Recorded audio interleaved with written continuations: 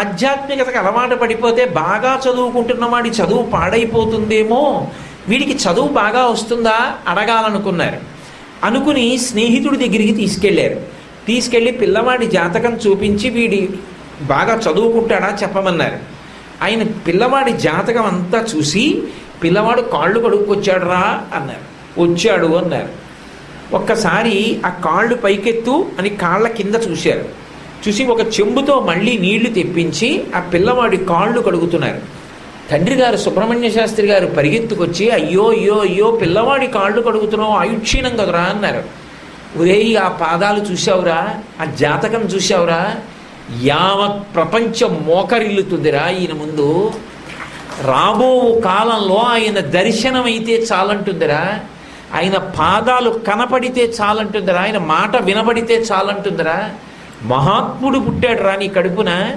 నేను పెద్దవాడిని అయిన తర్వాత ఆ పాదాలు నాకు దొరుకుతాయిరా, నేను పట్టుకోగలనా, నేను కడగగలనా, నా అదృష్టం రా, ఇప్పుడే కడుగుతాను చూడరా, అరికాళ్లలో శంఖచక్రాలు ఉన్నాయిరా ఆయనకి అని చెంబుతో నీళ్లు తెప్పించి ఆనంద భాష్పాలతో ఆ చిన్న పిల్లవాడిని ఎత్తుబల్ల మీద కూర్చోబెట్టి కాళ్ళు కడిగి ఆ నీళ్లు తన శిరస్సును ప్రోక్షించుకున్నారు. ఎంతటి వారికి ఎక్కడో ఆభిముఖ్యం ఉంటుంది, అది నివురు కప్పిన నిప్పులా ఉంటుంది, బయటపడదు. అది ఆ సందర్భం రావాలి, ఆ సమయం రావాలి. ఆ సమయం వచ్చినప్పుడు ఒక్కసారి పైకి ఉద్భుతమవుతుంది. ఈ పిల్లవాడు ఇంత చిన్నవాడు. అప్పటికి 66వ పీఠాధిపతి పేరు చంద్రశేఖరేంద్ర సరస్వతీ స్వామి వారు. వారు చాలా ప్రాయంలో ఉన్నారు, వారేం వృద్ధులు కారు. వారికి 1000 గ్రామాల స్వామివారని పేరు. అంత పర్యటన చేస్తుండేవారు ఆయన. ఆయన ఎప్పుడూ కూడా పర్యటన చేస్తున్నప్పుడు ఈ పిల్లవాడు ఎప్పుడైనా కనపడితే చంద్రమౌళీశ్వరారాధన చేస్తూ ఈ పిల్లవాడి వంక తదేకంగా చూసేవారు. మహాస్వామి వారే చెప్పుకున్నారు ఒకప్పుడు, నాకు చిన్న వయస్సు, నేను స్పష్టంగా చెప్పలేను, కానీ ఆయన నన్ను చూస్తున్నప్పుడు నాలో ఏదో ఒక గొప్ప శాంతి కలిగేది. నేను అప్పటికి పుస్తకాలలో ఋషుల యొక్క చిత్రపటాలు చూశాను, మహాత్ముల యొక్క చిత్రపటాలు చూశాను, కానీ నాకు ఎందుకో వారిని చూస్తున్నప్పుడు అపారమైన ప్రశాంతత కలిగేది. నాకు ఇంకా అమ్మ వద్దు, నాన్న వద్దు, ఇల్లు వద్దు, చదువు వద్దు, నాకు వారి దగ్గరే ఉండిపోవాలనిపించేది. మరి ఏమో తెలియదు, వారి చూస్తుంటే మాత్రం నాలో ఏదో అసలు నేను వ్యక్తం చెయ్యలేని ఆనందము ఉద్భుతమయ్యేది. వారు స్వామినాథన్కి ఉపనయనం జరిగినప్పుడు కూడా పీఠప్రసాదాలు ప్రత్యేకంగా పంపించారు. కొంతకాలం అయిన తర్వాత తండ్రి గారు ఈ పిల్లవాడు అస్తమానం పీఠాధిపతులు ఆ ప్రాంతంలో ఎక్కడ విడిది చేసినా వెళ్ళిపోతుండేవారు. ఈ పిల్లవాడి చదువు పాడవుతుందేమో అని ఆయన పీఠానికి వ్యతిరేకం కాదు, పీఠాధిపతులకు వ్యతిరేకం కాదు, పీఠ సంప్రదాయాలకి భక్తికి వ్యతిరేకం కాదు. వృద్ధిలోకి రావలసిన పిల్లవాడు చదువుని నిర్లక్ష్యం చేస్తాడేమోనన్న భావన చేత ఈ పిల్లవాడు తరచుగా అలా వెళ్ళకూడదు అన్న ఉద్దేశ్యంతో నువ్వు అస్తమానం అలా వెళ్ళవద్దు, చదువు మీద దృష్టి పెట్టమన్నారు. ఆ స్వామివారిని చూడకుండా ఉండలేకపోయాడు ఈ పిల్లవాడు స్వామినాథన్. ఒకరోజు ఆ దగ్గరలో ఉన్నటువంటి ఊరు వెడుతున్నారు స్వామివారు పల్లకీలో అని తెలిసింది. వారు ఉంటున్న ఊరు మించే వెళ్ళాలి.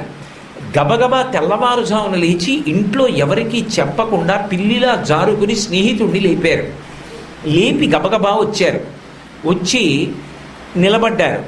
పీఠ పరివారం అంతా వెళ్ళిపోతోంది. పీఠ పరివారం వెడుతోందంటే ఒక చక్రవర్తి వెడితే ఎలా ఉంటుందో అలా ఉంటుంది. అందులో కార్వార్ అని ఒక వ్యక్తి ఉంటాడు. అతను ఆ ఏనుగులు, గుర్రాలు, ఒంటెలు, ఎద్దులు ఇవన్నీ నడిపించడానికి నాయకత్వం వహిస్తాడు. ఆయన పేరు వెంకటరామయ్యర్. ఆయన అవన్నీ నడిపించి తీసుకెడుతున్నాడు. ఈ పిల్లవాడు నించున్నాడు. మేనా వంక చూశాడు. మేనా వచ్చేటప్పటికి స్వామివారు చూస్తారేమోనని మేనా తలుపు లేచి ఉన్నాయి. అంటే స్వామివారు విశ్రాంతిలో ఉన్నారు. ఎలా? ఆ పక్క ఊరు వరకు వెళ్ళాలి. ఈ వెంకటరామయ్యర్ కనబడ్డాడు. ఆయన కార్వార్ అంటే ఆయన అనుమతిస్తే ఎక్కిస్తారు బండిలోకి. ఆయన్ని అడిగాడు, నాకు పీఠాధిపతుల్ని చూడాలనుంది, అందుకని నేను కూడా వస్తాను, నేను ఫలానా వారి అబ్బాయిని, బండి ఎక్కించమని అడిగాడు. పీఠ పరివారానికే బండ్లు, బయట వారికి కావు అన్నాడు. కానీ ఈ పిల్లవాడు స్నేహితులతో కలిసి పరివారంతో నడిచి వెళ్ళిపోయి అవతల ఊర్లో మేనా దిగింది. స్వామివారి దగ్గరికి వెళ్ళిపోయాడు. స్వామి పరమ సంతోషించి పిల్లవాడిని దగ్గరికి కూర్చోబెట్టుకున్నారు. పీఠం కబురు చేసింది ఇంటికి, పిల్లవాడి గురించి బెంగ పెట్టుకోవద్దు ఇక్కడ ఉన్నాడని. 2 రోజులు స్వామితో ఉండిపోయారు. అసలు కంచి కామకోటి పీఠ చరిత్రని కొంచెం జాగ్రత్తగా పరిశీలిస్తే 66వ పీఠాధిపతి అయినటువంటి చంద్రశేఖరేంద్ర సరస్వతి స్వామి వారి ఉద్దేశ్యం 67వ పీఠాధిపతిగా స్వామినాథన్ని నియమించాలి అన్నది ఆయన హృదయం. కానీ కొన్ని ప్రత్యేక కారణాల వల్ల వారు 68వ పీఠాధిపతి అయ్యారు. ఇలా ఈ పిల్లవాడు ఎప్పుడూ స్వామివారి దగ్గరికి వెడుతూ ఉండేవాడు. స్వామిని చూసి అంతర్ముఖత్వం పొందేవాడు, సంధ్యావందనం చేసేవారు. వాళ్ళ అన్నగారు ఉండేవారు. అన్నగారంటే ఆయనకు ముందు పుట్టిన గణపతి శాస్త్రి గారు కాదు నేను ప్రస్తావిస్తున్నది, వాళ్ళ పెద్దమ్మగారు అబ్బాయి. వాళ్ళ పెద్దమ్మగారు అబ్బాయి పేరు లక్ష్మీకాంతం గారు. పాపం ఆ లక్ష్మీకాంతం గారు పుట్టిన కొద్ది కాలానికే వాళ్ళ నాన్నగారు పరమపదించారు. ఆయన పరమపదించిన కారణం చేత ఈ పిల్లవాడిని తీసుకెళ్లి కంచికామకోటి మఠంలో పెట్టి వేదాధ్యయనం చేయించారు. ఆయన ఋగ్వేదం చదువుకుంటూ ఉండేవారు, పరమ నియమనిష్టలతో ఉండేవారు. ఒకానొకప్పుడు మహాస్వామి వారే చాలా నవ్వుతూ ఒక మాట చెప్పారు, మా అన్నగారిది మౌనభార్గవ గోత్రం. మౌనభార్గవ గోత్రం అంటే ఎక్కువ మాట్లాడరు కదా, మౌనం అంటే నిశ్శబ్దం. మా అన్నగారిది మౌనభార్గవ గోత్రం, ఆ గోత్రానికి తగినవారు పెద్దమ్మగారు అబ్బాయి. మా పెద్దమ్మగారు మహాదయాశాలి, విశేషమైన ప్రేమ కలిగినది, చిన్నతనంలోనే వైధవ్యం పొందింది, ఉన్న ఒక్కగానొక్క కొడుకు కోసం జీవించింది. కుంభకోణంలో వేదం చదువుకునేవారు ఆయన. ఒకప్పుడు సుబ్రహ్మణ్య శాస్త్రి గారికి చిదంబరం బదిలీ అయితే పినతల్లి గారు కాబట్టి వాళ్ళింట్లో ఉండి చిదంబరంలో వేదాధ్యయనం చేయడం మొదలుపెట్టారు. వాళ్ళ అమ్మగారిది శ్రాద్ధమడి, స్వామినాథన్ గారు వాళ్ళ అమ్మగారు మహాలక్ష్మమ్మ గారిది. అంతకన్నామడి ఆయనది. లక్ష్మీకాంతం గారు ఇంట్లో ఇంతమంది పిల్లలు ఆడుకుంటున్నా 5గురు కొడుకులు, 6వ పిల్ల లలితాదేవి, ఇంతమంది స్నేహితులు ఆడుకుంటున్నా ఆయన మాత్రం ఎప్పుడూ కలిసేవారు కాదుట. ఆయన అంగవస్త్రం, ఆయన వేదాధ్యయనం, ఆయన ఆమ్నాయం, ఆయన చదువు, పీఠాధిపతులకు పూజలో సాయం చేయడం, పీఠాధిపతులు రమ్మంటే ఆయనతో పాటు దిగ్విజయ యాత్రలో వెళ్ళడం, పీఠానికి సేవ చేయడం తప్ప అసలు చిన్నపిల్లలకు ఉండవలసిన లక్షణాలు ఒక్కటి ఉండేవి కో. అంత శ్రద్ధగా ఎప్పుడూ వేదం చదువుకుంటూ ఉండడమే అదే ఆయన పని. దానికి తోడు ఇతర మాటలు ఏవీ మాట్లాడేవారు కాదు. తండ్రి లేని బిడ్డడు అని ఎంత ప్రేమగానో చూసేవారు మహాతల్లి మహాలక్ష్మమ్మ గారు. అటువంటి లక్ష్మీకాంతం గారు 66వ పీఠాధిపతి అయినటువంటి చంద్రశేఖరేంద్ర సరస్వతి స్వామి వారు చంద్రమౌళీశ్వరారాధన చేసేటప్పుడు పక్కన ఉండి సహాయం చేసేవారు. దానివల్ల అసలు పీఠంలో ఉండేటటువంటి మహాత్రిపుర సుందరి, అలాగే ఆ చంద్రమౌళీశ్వరుడు, అక్కడ ఉండేటటువంటి గణనాథులు ఎలా పూజ చెయ్యాలి, ఆ పూజా క్రమం ఏమిటి, పూజ చేసేటప్పుడు ఎలా అనుసంధానం అవ్వాలి, ఈ విషయాలన్నీ బాగా పట్టుకున్నారు. పీఠంతో ఎలా ప్రవర్తించాలి, పీఠానికి వచ్చే వాళ్ళతో ఎలా ఉండాలి, ఇవన్నీ బాగా అలవాటయ్యాయి. కానీ 66వ పీఠాధిపతులైనటువంటి చంద్రశేఖరేంద్ర సరస్వతి స్వామి వారికి లక్ష్మీకాంతం గారికి పీఠాధిపత్యం ఇవ్వాలన్న ఆలోచన మాత్రం లేదు. బహుశः తల్లిగారికి ఒక్కగానొక్క కుమారుడు సన్యాసాశ్రమం ఇచ్చేస్తే పాపం ఆవిడ ఏమైపోతుందనుకున్నారో ఏమో, ఈయనకి పీఠాధిపత్యం ఇవ్వాలనుకోలేదు, సన్యాస దీక్ష ఇవ్వాలనుకోలేదు. కానీ ఒకప్పుడు ఒక ఆశ్చర్యకరమైనటువంటి సంఘటన జరిగింది. ఈయన అంటే నా ఉద్దేశం 66వ పీఠాధిపతి అయిన. అస్తమానం అలా ఎందుకంటున్నానంటే నేను ఎవరి గురించి ప్రధానంగా ప్రసంగం చేస్తున్నానో ఆ చంద్రశేఖరేంద్ర సరస్వతి స్వామి వారు అని మీరు పొరపాటు పడకూడదు అని నా ఉద్దేశం. 66వ పీఠాధిపతులైనటువంటి చంద్రశేఖరేంద్ర సరస్వతి స్వామి వారు ఈ గ్రామాలని విశేషంగా పర్యటించిన కారణం చేత ఎక్కడ ఏ పొరపాటున ఆహార స్వీకారం జరిగిందో, దోమ కరిచిందో, నీళ్లు తాగారో ఆయనకి విశేషమైన జ్వరం వచ్చింది. ఆ జ్వరం మెల్లిగా మశూచి వ్యాధిగా మారిపోయింది. మశూచి వ్యాధి వస్తే ఆ రోజుల్లో ఉన్నటువంటి బ్రిటిష్ ప్రభుత్వ నియమం ప్రకారం ఎవ్వరూ వెళ్ళి ముట్టుకోకూడదు కూడా. మశూచి వ్యాధి వచ్చింది కాబట్టి ఆయన శరీరత్యాగం చేసేస్తారు, బ్రహ్మీభూతులైపోతారు, దేహత్యాగం చేస్తారన్నది రూఢమైపోయింది. ఆయన పీఠంలో పరివారాన్ని పిలిచి సుబ్రహ్మణ్య శాస్త్రి గారికి కబురు చేసి వెంటనే గినిని పిలిపించండి అన్నారు. ఆయన ఉద్దేశ్యం ఈ స్వామినాథన్కి సన్యాసం ఇవ్వాలి అని. కానీ పీఠ పరివారం అన్నారు ఆ పిల్లవాడు ఆంగ్ల భాషలో చదువుకున్నాడు, పైగా అతనికి ఏమీ శాస్త్ర ప్రవేశం లేదు. ఇంట్లో లక్ష్మీకాంతం గారు చదువుకుంటున్నప్పుడు వినికిడి చేత వచ్చినటువంటి వేదపాఠంలో కొన్ని సూక్తములే తప్ప అతనికి వేదం కూడా ఏమీ తెలియదు, శాస్త్రం తెలియదు. అటువంటి పిల్లవాడికి పీఠాధిపత్యం ఇస్తే అకస్మాత్తుగా పైగా గురువుగారు ఉండే అవకాశం లేదు, దేహత్యాగం చేసేస్తున్నారు, మశూచి వ్యాధి ప్రబలిపోయింది తెలిసిపోతోంది, వెళ్ళిపోతారని. ఎలా పీఠాన్ని నిర్వహిస్తాడు అని అడిగితే, ఇంతమందిని కాదు అని పీఠాధిపత్యం ఇస్తే చిన్న పిల్లవాడు ఏ ఇబ్బంది పడిపోతాడోనని అలవాటు పడినవాడు, మీకు దగ్గర ఉన్నవాడు, పీఠంలో పూజ తెలిసున్నవాడు, పీఠ పరివారంతో సంబంధం ఉన్నవాడు కాబట్టి ఆయనకి అన్నగారే కాబట్టి లక్ష్మీకాంతం గారికి పీఠాధిపత్యం ఇమ్మన్నారు. వెంటనే ఆయనకి సన్యాసాశ్రమం ఇచ్చారు.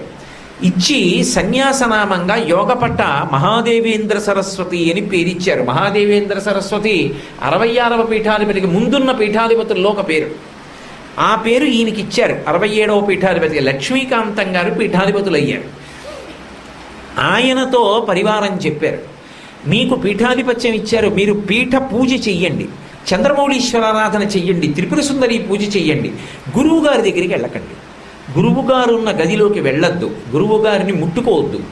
ఎందుచేత అంటే మశూచి అంటువ్యాధి అంటుకుంటుంది. అకస్మాత్తుగా ఎవరూ ఊహించని రీతిలో మహాదేవేంద్ర సరస్వతి స్వామి వారు అన్నారు, నా శరీరమే పడిపోని, నాకు గురుసేవ కన్నా గొప్పది లేదు, నేను గురుసేవ చేసి తీరుతాను. నా గురువు అంత బాధపడుతుంటే వారికి సేవ చెయ్యకుండా నేను బయట కూర్చోనా, నేను సేవ చేస్తానని వారు లోపలికి వెళ్ళి గురువు గారికి శరీర శుశ్రూష చేసేవాడు. ఆ శరీర శుశ్రూష చేయడం వల్ల ఇంకా వారికి పట్టాభిషేకం అవ్వలేదు. ఉత్తర పీఠాధిపతిగా నియమింపబడ్డారు, 67వ పీఠాధిపతిగా.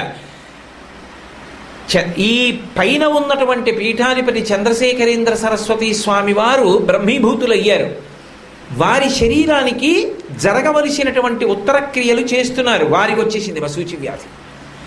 8 రోజులే పీఠాధిపత్యం చేశారు. కంచి కామకోటి పీఠ చరిత్రలో 8 రోజులే పీఠాధిపత్యం చేసినటువంటి గొప్ప గురు శుశ్రూష పరాయణులు, మహాపురుషులు, కారణజన్ములు ఇద్దరు అక్క చెల్లెళ్ల కడుపున పుట్టారు. ఒకరు చంద్రశేఖరేంద్ర సరస్వతి మహాస్వామి అయితే వేరొకరు మహాదేవేంద్ర సరస్వతి స్వామి గారు. ఆ పిల్లవాడు గురువు గారికి శుశ్రూష చేశారు. గురువు గారికి శుశ్రూష చేయడంలో ఈ పిల్లవాడికి కూడా మశూచి వ్యాధి వచ్చేసింది. ఈ పిల్లవాడిని ఎలా ముట్టుకుంటారు, లోపల ఉండిపోయారు. 8వ రోజు ఈ పిల్లవాడు కూడా శరీర త్యాగం చేసేసి బ్రహ్మీభూతులైపోయారు. కామకోటి పీఠ చరిత్రలో 9 పూటల చంద్రమౌళీశ్వర ఆరాధన ఆగిపోయింది. అప్పటికి అది బాకీతో పూర్తి చెయ్యాలి.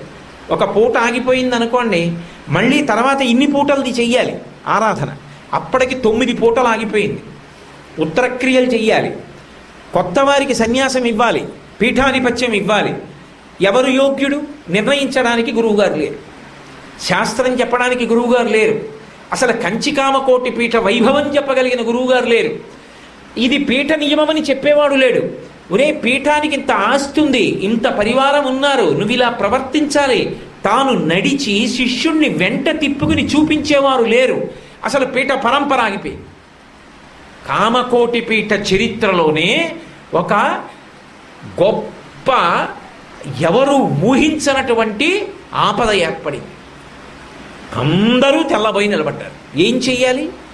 శిష్యుడు ఉంటే కదా ఆ పీఠాధిపతికి అంత్యేష్టి సంస్కారం జరిగేది శరీరానికి. ఎలా? అప్పుడు అన్నారు, 66వ పీఠాధిపతులైన చంద్రశేఖరేంద్ర సరస్వతి స్వామి వారి యొక్క కోరిక స్వామినాథన్కి సన్యాసం ఇవ్వాలని, ఆయనకి కబురు చేయండి అన్నారు. పిల్లవాడు ఆడుకుంటున్నాడు ఇంట్లో. అప్పటికి ఏమి ఈశ్వరుని యొక్క ప్రేరణయో మహాలక్ష్మమ్మ గారికి అకస్మాత్తుగా ఒక ఆలోచన వచ్చింది. పాపం మా అక్కగారు జీవితంలో సుఖపడింది లేదు. ఆవిడ పెళ్లి చేసుకున్నారు, బహుకొద్ది కాలం వైవాహిక జీవితం గడిపారు, కొడుకు పుట్టాడు. అంత గొప్ప వేద పండితుడు భర్త, ఆయన శరీరం వదిలిపెట్టారు.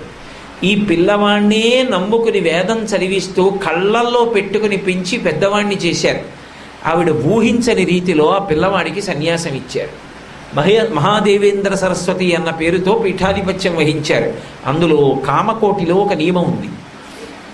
ఒకసారి పీఠాధిపతి అయ్యారనుకోండి, సన్యాసం తీసుకుని తండ్రి గారు బంధువులు కూడా సామాన్య భక్తులతో కలిసి దర్శనానికి రావచ్చు.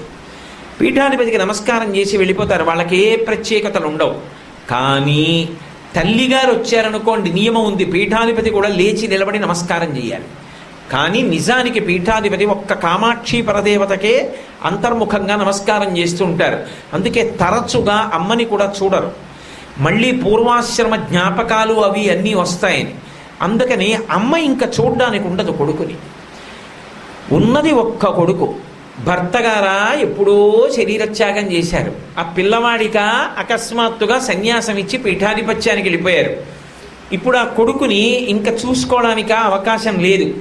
పాపం ఎంతో దుఃఖంతో ఉంది. ఆ పీఠంలో సన్యాసాశ్రమ స్వీకారానికి ముందే కదా కొడుకుతో ఉండాలి. అందుకని ఆ కొడుకుతో ఉంది తల్లిగారు.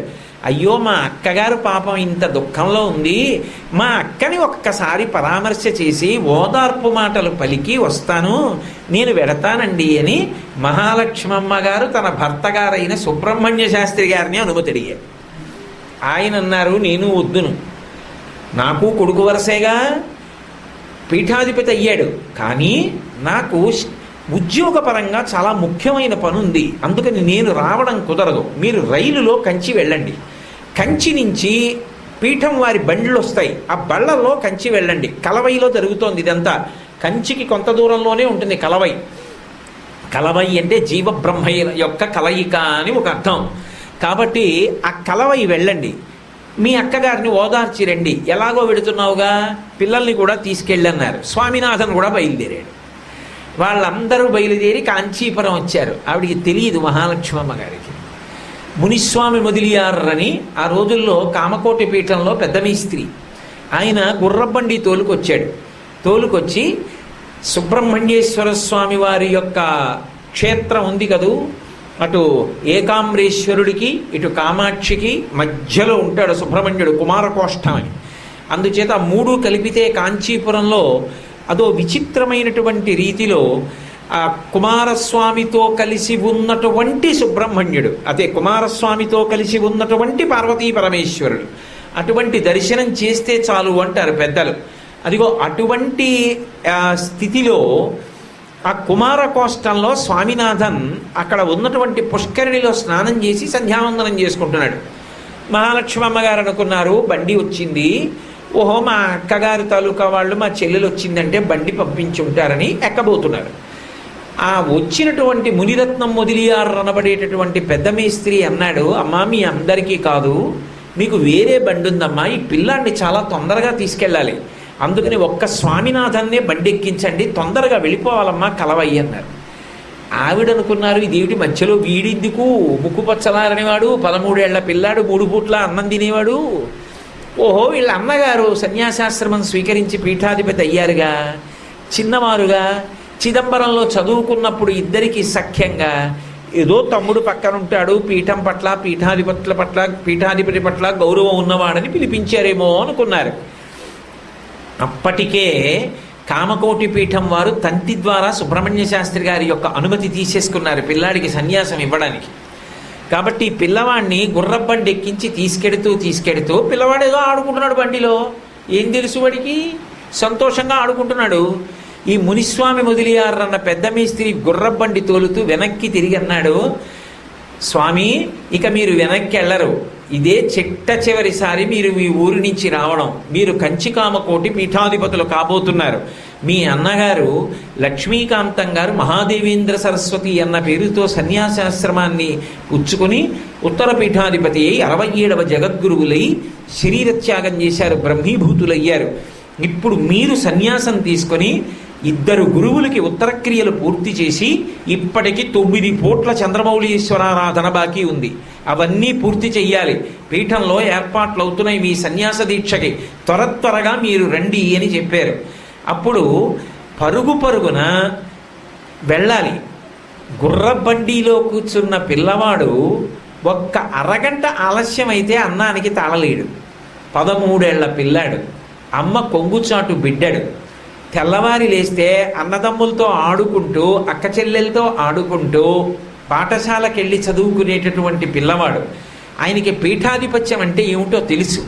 ఎందుకనంటే ఆయన వ్రాసుకున్న మాటలు ఆయన చెప్పిన మాటలేని సుమండి నేను చెప్తున్నా, యథాతథంగా ఆయన చెప్పిన మాటలనే నేను నా ప్రవచనంలోకి తీసుకొస్తున్నాను.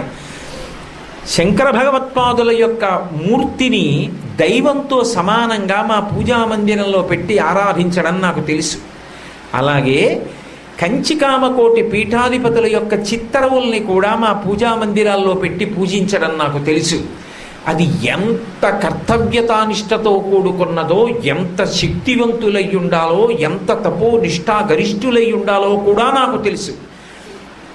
యావత్ ప్రపంచం నమస్కరిస్తుందని నాకు తెలుసు. అంత గొప్ప పదవిలోకి 13 ఏళ్ల పిల్లాన్ని, వేదం తెలియని వాణ్ణి, ఏ శాస్త్రం చదువుకోని వాణ్ణి, సంధ్యావందనం తప్ప ఏమీ తెలియని వాణ్ణి నన్ను తీసుకెళ్ళి పీఠాధిపత్యంలో కూర్చోబెడతారా? నేను చంద్రమౌళీశ్వరారాధన చెయ్యనా? నేను కంచికామకోటి పీఠాధిపతిని అవడమా? పీఠాధిపతిగా మన్నాలు అందుకోవడమా? గొప్ప గొప్ప పండిత సభలు నిర్వహించడమా? శాస్త్రార్థ సభలకి ఆధ్యక్షం వహించడమా? నా వల్ల అయ్యే పనే? పిల్లవాడు యొక్క తల మీద మిన్ను విరిగి పడిపోయినట్టు అనిపించింది. వలవల వలవల కళ్ళంబట నీళ్లు కారిపోయాయి. ఆయనే చెప్పుకున్నారు ఒక చోట, నాకప్పుడు ఏం చెయ్యాలో అర్థం కాలేదు, బండి వెళ్ళిపోతోంది. వెనక్కి చూస్తే ఎక్కడో ఉండిపోయింది అమ్మ కుటుంబం, ముందు చూస్తే బండి కలవైకి దగ్గరైపోతోంది. నాకు ఏం చెయ్యాలో ఏం మాట్లాడాలో అర్థం కాక ఆ గుర్రపు బండిలో మోకాళ్ళ మీద కూర్చుని వంగి ఏడుస్తూ రామనామని చెప్పాను అని చెప్పుకున్నారు. రామనామని చెప్పుకుంటూ వెళ్ళిపోయారు. బండి దిగేటప్పటికి ప్రభుత్వాధికారులందరూ సిద్ధంగా ఉన్నారు, పీఠం యొక్క పరివారం అంతా సిద్ధంగా ఉన్నారు. పండితులు సన్యాసాస్త్రం ఇవ్వడానికి ఏర్పాట్లన్నీ అయిపోయి పిల్లవాడు ఇలా బండి దిగుతూనే తీసుకెళ్లారు, కూర్చోపెట్టారు, శిరోముండనం చేసేశారు, సన్యాసాశ్రమం ఇచ్చేశారు. చంద్రశేఖరేంద్ర సరస్వతి స్వామి వారు కోరుకున్నారు కాబట్టి ఆ పేరే ఉంచేశారు. చంద్రశేఖరేంద్ర సరస్వతి అని పేరుంచి 2 గురువులకు ఉత్తరక్రియలు చేయించేశారు. 9 పూట్ల చంద్రమౌళీశ్వరారాధన బాకీ ఉంది. ఇంతకు ముందెప్పుడు దగ్గరగా వెళ్ళి కూర్చుని కూడా చూడని పిల్లాడు తీసుకెళ్లి పీఠాధిపతులు కూర్చునే ఆసనం మీద కూర్చోబెట్టి 9 పర్యాయాలు పూజ చేయనున్నారు. అసలు ఎప్పుడైనా ఎక్కడైనా చరిత్రలో ఊహించగలమా? కించిత్ ఆకలేస్తే అమ్మ అన్నం పెట్టమ్మా, అమ్మ అన్నం పెట్టమ్మా అని తిరగడం అలవాటైన పిల్లాడు కూర్చుని ఎలా చెయ్యాలి అని అడిగితే ఇది చంద్రమౌళీశ్వరుడు, ఇది త్రిపుర సుందరి, ఇవి గణాధిపతులు, వీళ్ళకి ఇలా చెయ్యాలి, చేసేటప్పుడు మీతో అనుసంధానమవుతూ చెయ్యాలి, మీరే వారన్న భావనతో చెయ్యాలి.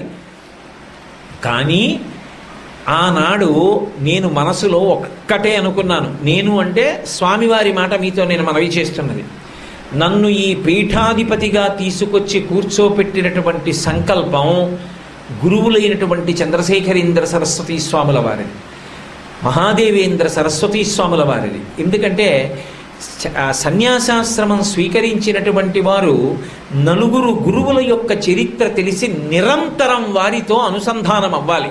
3 రోజుల కన్నా ఎక్కడ ఉండకూడదు. అది ఒక్క మోక్షపురి అయితే ఉండొచ్చు. అందుకే శంకర భగవత్పాదులు కాశీపట్టణం అటువంటి చోట ఉండేవారు. కాబట్టి 4 తరాల గురువులు తెలిసి ఉండాలి. ఒకటి గురువు తనకి శాస్త్రం చెప్పి ప్రణవోపదేశం చేసి, అలాగే తత్వమసి వంటి మహావాక్యాల్ని మహావాక్యోపదేశం చేసినటువంటి గురువుగారు, ఆ గురువుగారి గురువుగారు పరమ గురువుగారు, పరమ గురువుగారి గురువుగారు పరమేష్టి గురువుగారు, పరమేష్టి గురువుగారి గురువుగారు పరాపర గురువుగారు, ఈ 4 గురించి తెలిసి ఉండాలి. అసలు చంద్రశేఖరేంద్ర సరస్వతి స్వామి వారికి ప్రణవోపదేశమును తత్వోపదేశం మహావాక్యోపదేశం చేయడానికి గురువుగారు ఏరి, సన్యాసాశ్రమ నియమం చెప్పడానికి గురువుగారేరి, భిక్ష అంటే ఇలా ఉండాలని చెప్పిన గురువుగారేరి, ఏం తెలుసు ఆయనకి? సత్యదండం అసలు ఎలా పట్టుకుంటారో ఏం తెలుసు? ఏకవస్త్రం ఎలా కట్టుకుంటారో ఏం తెలుసు? 13 ఏళ్ల పిల్లాడు, పైన చెప్పడానికి గురువుగారు లేరు. కానీ వారు అనుకున్నది ఏమిటో తెలుసా? మా గురువుగారి సంకల్పం నన్ను ఇక్కడ కూర్చోబెట్టింది. ఏ గురువుగారి సంకల్పం నన్ను కూర్చోపెట్టిందో ఆ గురువుగారి సంకల్పమే నిరంతరము నన్ను కాపాడుతుంటుంది. ఆ సంకల్పమే ఇక్కడ కూర్చోడానికి నన్ను అర్హుణ్ణి చేస్తుంది. ఈ పీఠం యొక్క మర్యాదకి ఎంత మాత్రమూ ప్రతిబంధకం కలగకుండా, భంగపాటు ఏర్పడకుండా నేను ప్రవర్తించేటట్టుగా నన్ను అనుగ్రహిస్తుంది అని గురువుల మీద పూనికతో కూర్చున్నాను. ఆనాటి నుండి ఈనాటికి ఏనాటికి అన్నారు. ఆ పూనిక ఎప్పటి వరకో తెలుసా? ఎక్కడ ఉన్నా సరే ప్రతిరోజు ఉదయం స్నానం చెయ్యగానే మహాస్వామి వారు కలవై వంక తిరిగి నమస్కారం చేసేవారు. మా గురువులు ఇద్దరు, అవతల మహాదేవేంద్ర సరస్వతి, చంద్రశేఖరేంద్ర సరస్వతి ఇద్దరూ కలవైలో కదా శరీరత్యాగం చేశారు. ఆ కలవై వంక తిరిగి నమస్కారం చేసేవారు. ఇప్పటికీ నాకు కాంచీపురం వెడితే నేను దర్శించాలని ఉవ్విళ్ళూరేవి, నాకు అత్యంత ప్రీతిపాత్రమైనటువంటి ప్రదేశాలు మూడే. నేను ఇప్పటికీ ఎప్పుడైనా కంచి వెడితే ఓ 2-3 రోజులు ఉండే అవకాశం వస్తే మాత్రం శంకర విజయేంద్ర సరస్వతి స్వామివారిని ప్రార్థన చేసేది ఏంటంటే, ఒకసారి కలవై వెళ్ళొస్తాను స్వామి అని అడుగుతూ ఉంటాను. వారు ఎంత దయతో అంగీకరించారంటే, ఓసారి మేము కొన్ని 100 మంది వెడితే కలవై లోపలికి వెళ్ళి కూర్చుని మీ అందరూ భగవన్నామం చేసుకురండి అని చెప్పారు.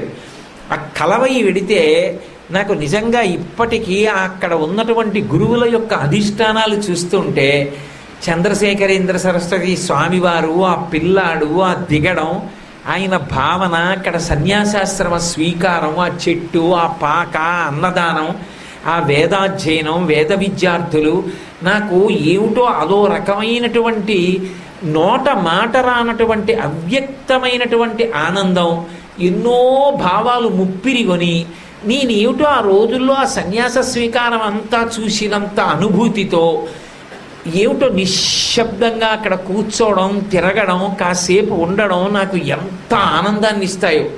అలాగే రెండవది శివాస్థానం.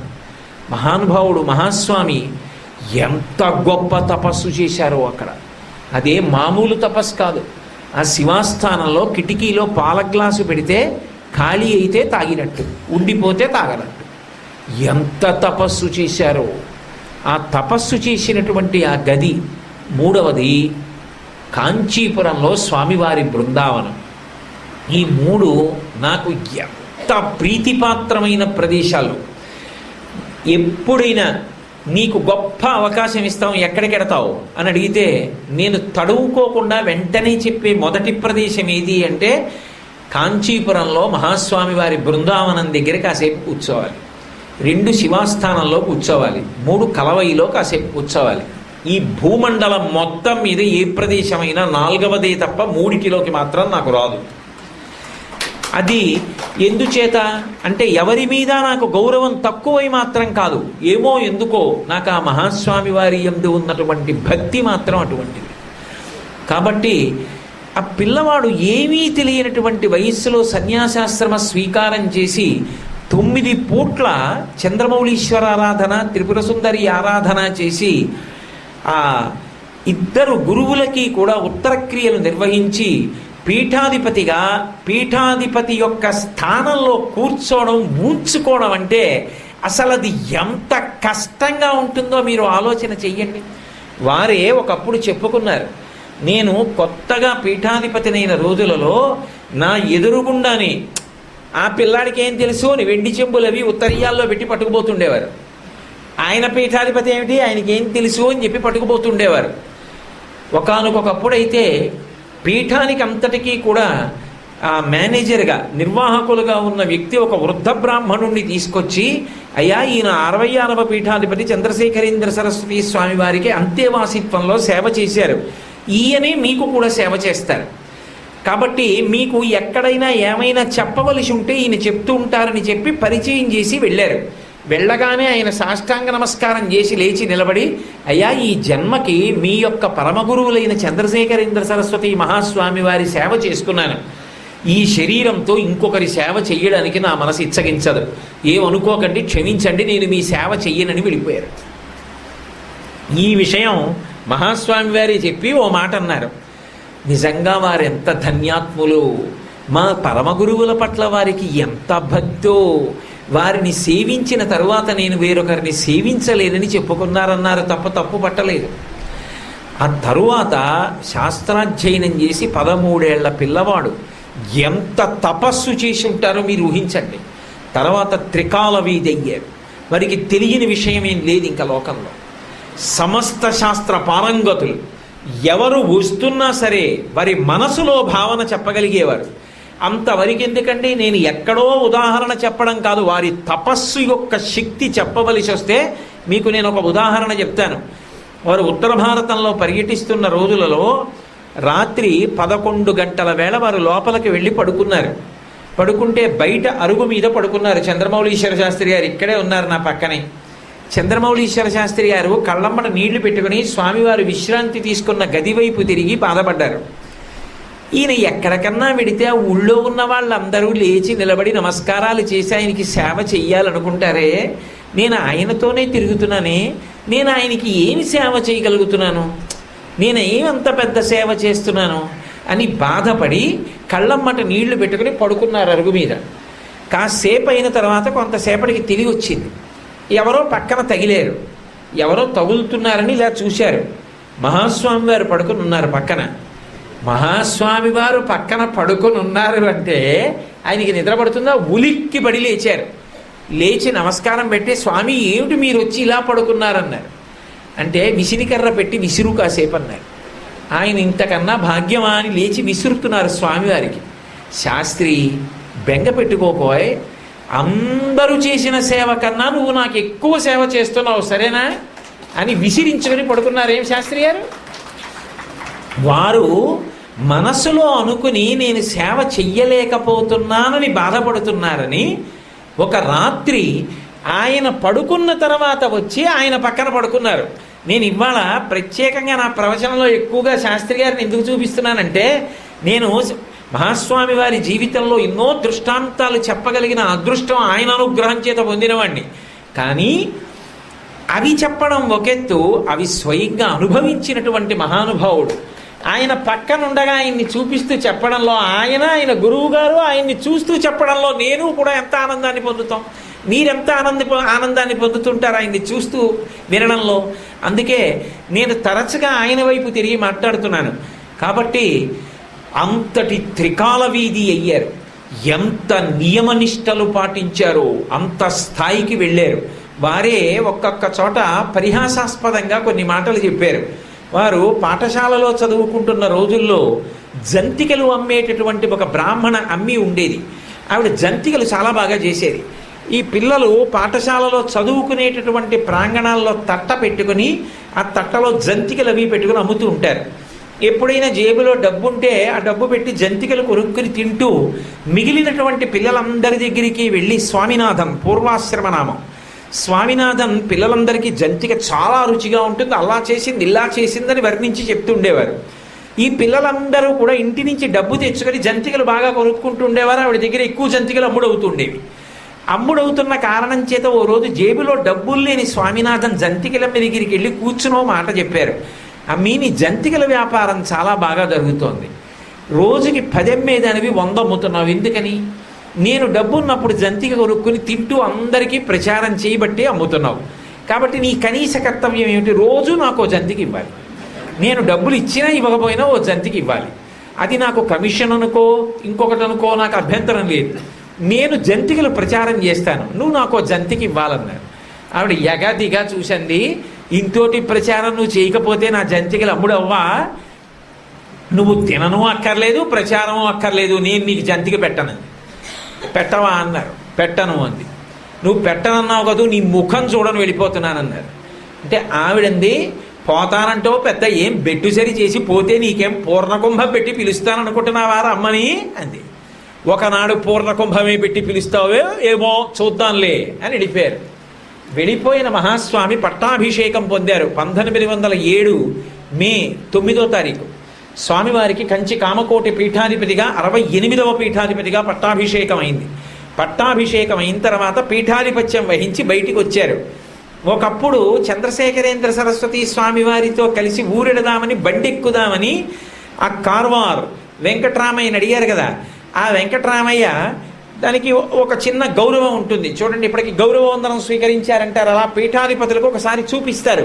ఇవిగో ఏనుగులు, ఇవిగో గుర్రాలు, ఇవిగో బళ్ళు, ఇవిగో ఒంటెలు, ఇదిగో గౌరీవాద్యం అని ఉంటుంది మేళం, ఇదిగో గౌరీవాద్యం, మేళగాళ్ళు, పౌరోహిత్యులు, ఋత్విక్కులు, పీఠ పండితులు, విద్వాంసులు, వరుస క్రమాన్ని అంతటినీ చూపిస్తే పీఠాధిపతులు ఒకసారి అలా వెళ్ళి ఇలా వస్తారు. ఆయన మాత్రం పల్లకీలో లేకపోతే నడిచి, అంతేగాని చక్రాలు ఉన్న వాహనాలు ఎక్కరు, అన్ని బళ్ళు ఉన్నాయి. అలా వచ్చిన తర్వాత స్వామివారు అన్నారు, ఏమోయ్ ఒకప్పుడు నేను కూడా రావాలనుకుంటున్నాను, బండి ఎక్కించుకో అంటే పీఠ పరివారం అయితేనే అన్నావు. ఇప్పుడు స్వామి ఇదంతా మీ పరివారమే అని నాకు ఇవన్నీ చూపించావు. ఇప్పుడు ఇవన్నీ నావేని నువ్వన్నా నేను మాత్రం ఎక్కడానికి సిద్ధంగా లేను అన్నారు. వెంటనే అతను ఉత్తరీయ నడువు కట్టుకుని నేల మీద పడి నమస్కారం చేశాడు. స్వామి ఆ రోజు తెలియకన్నాను స్వామి, మీరే పీఠాధిపత్యంలోకి వస్తారని నాకు తెలియదు కదా అని. ఈ పిల్లవాడు తను చదువుకున్న ఊరు వెళ్ళారు. వెడితే తిండివనం, వెడితే ఊరంతా తోరణాలు కట్టారు. మన ఊళ్ళో మన పాఠశాలలో చదువుకున్న పిల్లవాడు కంచికామకోటి 68వ పీఠాధిపతి అని తోరణాలు కట్టారు, వాద్యాలు పెట్టారు. ఊరంతా ఇళ్లలోంచి బయటికి వచ్చారు. మహాస్వామి వారు నడిచెడుతున్నారు. అందరూ పూర్ణకుంభాలు అందిస్తున్నారు. ఒక్కొక్కరు పూర్ణకుంభం అందుకుంటున్నారు. జంతికలు నువ్వు ప్రచారం చేయకపోతే పూర్ణకుంభం పెట్టి పిలుస్తాననుకున్నావా అన్న జంతికల అమ్మి కూడా పూర్ణకుంభం పట్టుకుని ఇచ్చింది. కానీ ఎన్నాళ్ళైంది కనుక చూసి గుర్తుపట్టరు. గుర్తుపట్టి ఆ రోజు పూర్ణకుంభం పెట్టి పిలుస్తానా అన్నావుగా, నీ పూర్ణకుంభం ఎందుకు ముట్టుకుంటాను అంటారేమో అని బెంగ పెట్టుకుని కందుల నీరు పెట్టుకుని పూర్ణకుంభం పట్టుకుంది. స్వామి నడిచి వెడుతున్నారు, చూశారు. ఒక్కసారి జంతికలవ్వ వంక చూసి ఒక పెద్ద నవ్వు నవ్వి, అవ్వా పూర్ణకుంభం పట్టుకు పిలుస్తానా అన్నావుగా, పూర్ణకుంభం పట్టుకొచ్చావా లేదా అని చేత్తో ముట్టుకుని పూర్ణకుంభం తీసుకుని మళ్ళీ ఇచ్చి ఆవిడ స్వాగతాన్ని అంగీకరించారు. నాకు చదువుతుంటే అసలు మహాస్వామి వారి జీవిత చరిత్ర ఆశ్చర్యంగా ఉంటుంది. కారణజన్ములంటే వీరు కదా, నివురుగప్పిన నిప్పుని ఎవరో ఊత్తారు, అందులో ఉన్నటువంటి ఆ కాంతి, ఆ అగ్ని బయటికి వస్తుంది. అలా ఇప్పటి వరకు నివురు కప్పి ఉంది ఆయనలో ఉన్నటువంటి ఆ జ్ఞానం, అదంతా నివురు కప్పి ఉంది ఆయనలో ఉన్నటువంటి ఆ జిజ్ఞాస, ఆ శక్తి. అంతే, అది ఒక్కసారి ఊదబడింది, పీఠాధిపత్యంలో కూర్చున్నారు, అంతే తనంత తాను భాషించింది. ఎంతటి మహోన్నతమైనటువంటి స్థానానికి ఎదిగిపోయారు అంటే తరువాతి కాలంలో ఆయన వస్తున్నారు అంటే నమస్కరించని వాడు లేడు.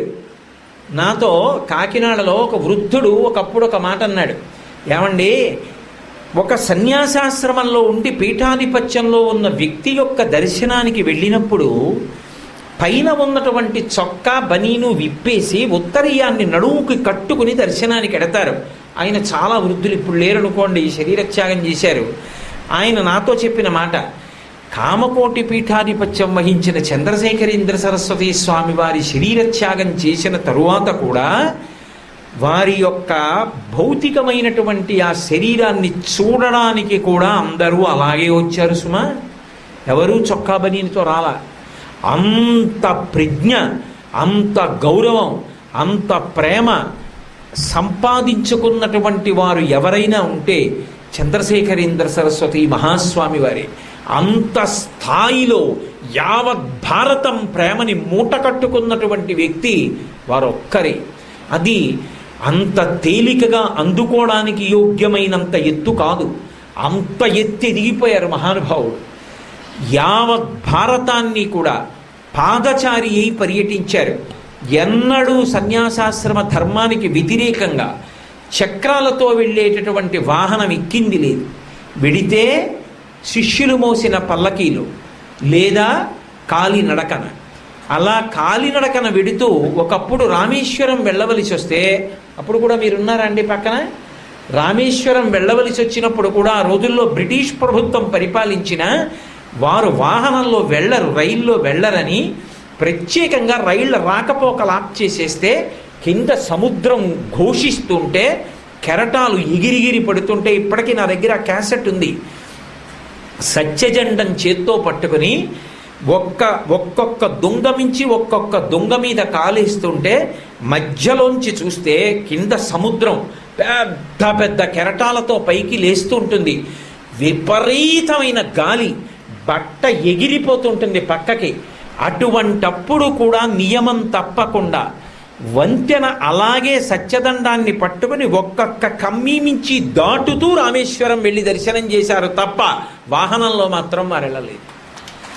త్రేతాయుగంలో రామచంద్రమూర్తి ఎలా ఆశ్రమ ధర్మాన్ని పాటించాడో కలియుగంలో సన్యాసాశ్రమ ధర్మాన్ని మళ్ళీ అలా 100కి 100 పాటించినటువంటి మహానుభావుడు చంద్రశేఖరేంద్ర సరస్వతి మహాస్వామి. 9 పూటలు త్రిపుర సుందరి చంద్రమౌళీశ్వరారాధన చేసి కొత్తగా పీఠాధిపత్యం తీసుకుంటే రాత్రి అన్నం తినకూడదు, కేవల పలహారం వరకు కొంతవరకు అనుమతింపబడుతుంది తప్ప వారు అంత కష్టంలో చిన్న పిల్లవాడిగా అకస్మాత్తుగా పీఠాధిపత్యంలోకి వెళ్ళిన నియమాన్ని కూడా తప్పేవారు కాదు. ధర్మం అంటే ధర్మమే. ఒకానొకప్పుడు వారు చిన్న వయస్సులో ఉండగా మంచి యవనప్రాయంలో ఉన్నారు. 18 సంవత్సరాలు 20 సంవత్సరాల మధ్యలో ఉంటుంది. విశ్వనాథ అయ్యర్ అని పీఠానికి మేనేజర్ ఉండేవారు. ఆయన లోపల గదిలో కూర్చుని ఉన్నారు స్వామివారు. ఎవరో ఎక్కడి నుంచో ఒక స్త్రీ వచ్చింది, ఏడుస్తూ వచ్చి నా కష్టాలన్నీ స్వామివారికి నేను ఒక్కత్తేనే ఏకాంతంలో చెప్పుకోవాలి, లోపలికి పంపించమని అడిగింది. ఆయన ఏదో పనిలో ఉన్నారు మేనేజర్ గారు. అదిగో స్వామివారి గదిలో ఒక్కరే ఉన్నారు, వెళ్ళన్నారు. ఆవిడ లోపలికి వస్తోంది. స్వామివారు వెంటనే పెద్ద కేకేశారు, అయ్యా మేనేజర్ గారు. గబగబా లోపలికి పరిగెత్తాడు విశ్వనాథయ్యర్ గారు.